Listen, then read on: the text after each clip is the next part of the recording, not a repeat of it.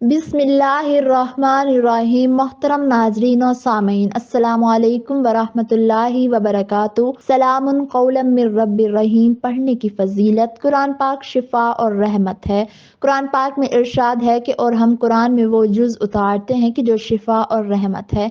ईमान वालों के लिए सूरत यासीन की आयत सलामुन कौलन मिर रब्बिर रहीम में बहुत से पोशीदा इसरार हैं, बेशुमार फ़ज़ाइल और बरक़ात हैं और हर किस्म के अमराज से शिफा का हल मौजूद है। मोहतरम नाज़रीन और सामीन, इस आयत मुबारक से हर मुसलमान के हर मकसद की तकमील मकसूद है और इसकी बरकत से फ़र्द को अल्लाह की गैबी मदद हासिल होती है, जिसकी वजह से इंसान को अजीम खैर व बरकत, खुशहाली, बेहिसाब रिज़्क़ और अच्छी तकदीर हासिल हो जाती है। हज़रत अली रज़ी अल्लाह तआला अन्हु ने फरमाया कि ये इंसान जब रात को सोकर सुबह के वक्त उठता है कि जब दिन का आगाज होता है, तो ऐसे में सलामुन कौलन मिर रब्बिर रहीम पढ़ने से इंसान अल्लाह की हिफाजत में आ जाता है। इस कलमे का तर्जुमा है परवरदिगार मेहरबान की तरफ से सलाम, यानी सलामती। अल्लाह ताला की तरफ से एक कलमा है कि जो इंसान को मुसीबतों से बचाता है। ये वो कलमा है कि जिसको पढ़ने से अल्लाह पाक की जानिब से सलामती नाजिल होती है कि जो शख्स अल्लाह ताला की हिफाजत में आ जाता है, फिर उसे कोई कैसे नुकसान पहुंचा सकता है।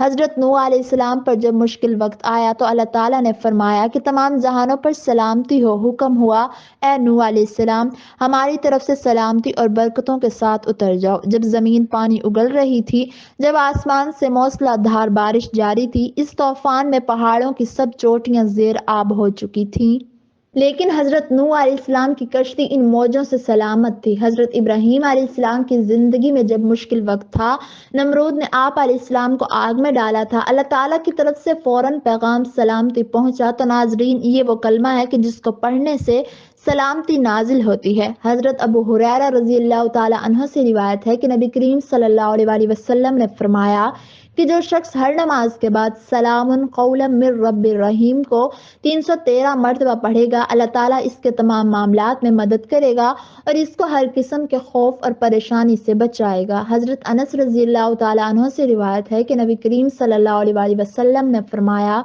जो शख्स सलामुन कौलन मिर रब्बिर रहीम को 1000 मरतबा पढ़ेगा, अल्लाह ताला इसके लिए जन्नत में एक घर बना देगा। हज़रत इब्ने अब्बास रज़ी अल्लाह तआला अन्हु से रिवायत है कि नबी करीम सल्लल्लाहु अलैहि वसल्लम ने फरमाया, जो शख्स सलामुन कौलन मिर रब्बिर रहीम को 10,000 मरतबा पढ़ेगा, अल्लाह ताला इसके लिए क़यामत के दिन एक ताज पहना देगा जो नूर से जगमगाता होगा।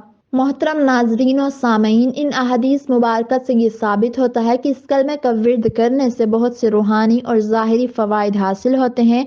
ये आयत खौफ, उमर और परेशानी को दूर करती है, दिल को सुकून बख्शती है और अल्लाह ताला की रहमत को हासिल करने में भी मुआवन साबित होती है। नाजरीन, कुरान पाक में हर मुश्किल और बीमारी का इलाज मौजूद है, बस इंसान का अकीदा मजबूत और पुख्ता होना चाहिए। हर चीज़ का दिल होता है और कुरान पाक का दिल सूरत यासीन है और सूरत यासीन का दिल ये आयत है। ये आयत बहुत बाबरकत है। इसकी बरकत से फ़र्द को बेहिसाब रिज़्क, दौलत, घर, खैर व बरकत और घरेलू सुकून हासिल होता है। अगर कोई जॉब से महरूम है तो इसे जॉब मिल जाती है और कारोबार बंद है तो कारोबार तरक्की करता है और फ़र्द को इसकी सोच से भी ज़्यादा मुनाफा हासिल होने लग जाता है। इसका विर्द करने से काला जादू, दुश्मन, हादसात और हर किस्म के नुकसानात से महफूज रहता है और अल्लाह की ज़ात इसे ज़िंदगी के हर मैदान में इज़्ज़त और कामयाबी भी अता फरमाते हैं। दिल की घबराहट, खौफ, बेयकीनी, ब्लड प्रेशर और दिल के तमाम अमराज का बेहतरीन रूहानी इलाज है। इस कलमे के विर्द से फ़र्द की तकदीर अच्छी हो जाती है कि जिसकी वजह से फ़र्द को ज़िंदगी के हर मैदान में कामयाबी मिलती है और फ़र्द के दुश्मन खुद ब खुद दूर होने लग जाते हैं और आपको मौजूदा दौर में और हर आने वाली परेशानी से निजात मिल जाएगी और आपकी हर हाजत हमेशा गैब से पूरी होती रहेगी। नाजरीन, आजकल काले इल्म और काले जादू का मर्ज बढ़ता चला जा रहा है कि आए दिन हर घर इस मर्ज में मुब्तला नजर आता है, जो काले जादू की वजह से परेशान है कि जिसके बाइस वो शदीद बीमार रहते हैं। तो सेहतयाबी के लिए बावुज़ू हालत में 300 मरतबा ये आयत पढ़कर पानी पर दम करें और 300 दफ़ा پڑھ کر مریض پر دم کریں اور دم کیا ہوا پانی 7 دن تک پلائیں۔ اول اور آخر درود پاک پڑھیں۔ انشاءاللہ اللہ کی رحمت سے افاقہ ہوگا، اور کسی حاسد کے جادو کے ذریعے کسی کی ملازمت یا کاروبار میں رکاوٹ ڈال دی ہے تو اس کی غرض سے ہر نماز کے بعد یہ آیت 313 مرتبہ پڑھیں۔ انشاءاللہ ہر قسم کی رکاوٹ دور ہو جائے گی، اور جو شخص اس آیت کو 129 مرتبہ پڑھنے کا معمول بنا لے تو انشاءاللہ اس کا ہر ایک جائز کام اس اسم کی برکت سے ہو جائے گا۔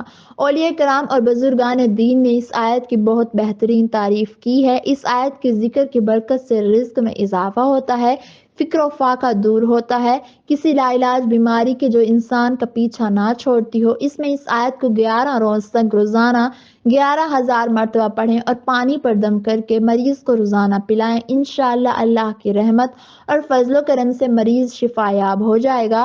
ناظرین، یہ وہ آیت ہے کہ اگر گناہ بہت ہی زیادہ کیوں نہ ہو تو انشاءاللہ اس آیت کے پڑھنے سے آپ کے سارے گناہ معاف ہو جائیں گے۔ ناظرین، اس آیت کا وظیفہ کرنے کے لیے چاند کی پہلی جمعرات کو عشاء کی نماز کے بعد کا وقت افضل ہے، لیکن سخت پریشانی کی بنا پر اس وظیفے کو کسی بھی دن شروع کیا جا سکتا ہے۔